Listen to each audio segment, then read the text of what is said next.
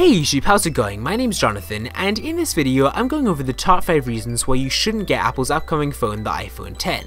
Now this might be a little bit controversial. After all, the iPhone X does look like a pretty cool handset. It's got a bezel-less display for the very first time, it's got much better cameras than before, and it's also got Face ID, which looks like a really secure way to unlock your phone, but there are a lot of good reasons to stay away from the iPhone X as well. First off, the iPhone 8 and the iPhone 8 Plus are actually powered by the exact same internals that are in the iPhone X. This is probably the most important reason to consider getting the iPhone 8 over the iPhone X, because functionally they're all identical. Each one is powered by Apple's new A11 Bionic chip, a neural engine, and then also the M11 Motion coprocessor, and the only difference is how these phones use the features. The iPhone X uses the A11 chip and neural engine for its new face detection system, which the iPhone 8 obviously doesn't have, but really if you are considering upgrading to the iPhone X, you really need to consider whether it's worth paying a lot more just for the face detection features. Remember that the iPhone 8 and iPhone 8 Plus will be taking full advantage of iOS 11 as well, which means you're getting the same apps and ecosystem in all of Apple's new phones, and it's also possible that iOS 11 might be coming to your existing iPhone, which makes upgrading to any of Apple's new iPhones a little bit more pointless. Another big reason to stay away from the iPhone X is the fact that one of its biggest features, wireless charging, is going to be pretty costly, and then it's also in a lot of other phones as well.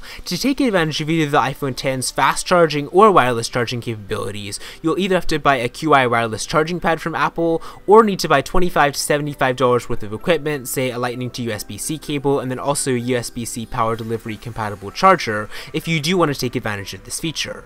When you're already paying over $1,000 for your phone, that's a pretty steep price, and also considering that you're getting the exact same wireless charging capabilities in the iPhone 8 and 8 Plus, as well as in a lot of current Android phones, it all just seems a little bit excessive. My third reason not to get the iPhone X is the fact that your existing cases won't work with Apple's new phone.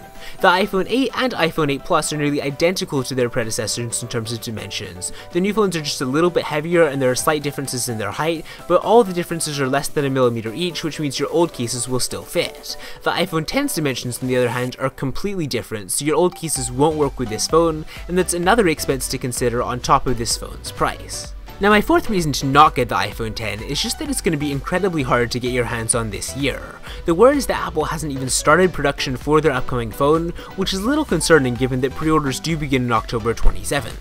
The long and short of it is, the iPhone X is probably going to be in very short supply at the beginning, and considering that Apple's new phones are always in high demand, that means you'll be lucky to get your hands on the iPhone X before January or February of next year.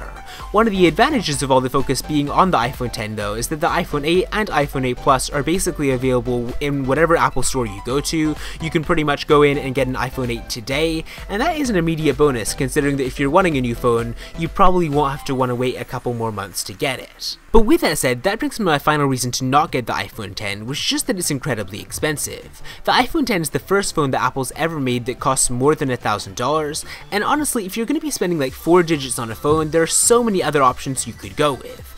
Apple might be justified in charging that much for the iPhone X, but you can get the iPhone 8 for less, you can get the Galaxy S8 for less, you can get one of Google's Pixel phones for less. Really pretty much every other phone on the market with the exception of the Note 8 is going to be cheaper than the iPhone X, and that's definitely something you should keep in mind. But with that said, let me know what you think of the iPhone X in the comment section down below. Let me know if you're still planning to get it despite its incredibly high cost, and despite the fact that you will be needing to get some extras for it. Give this video a thumbs up if you enjoyed it, and with that said, I will see you next time.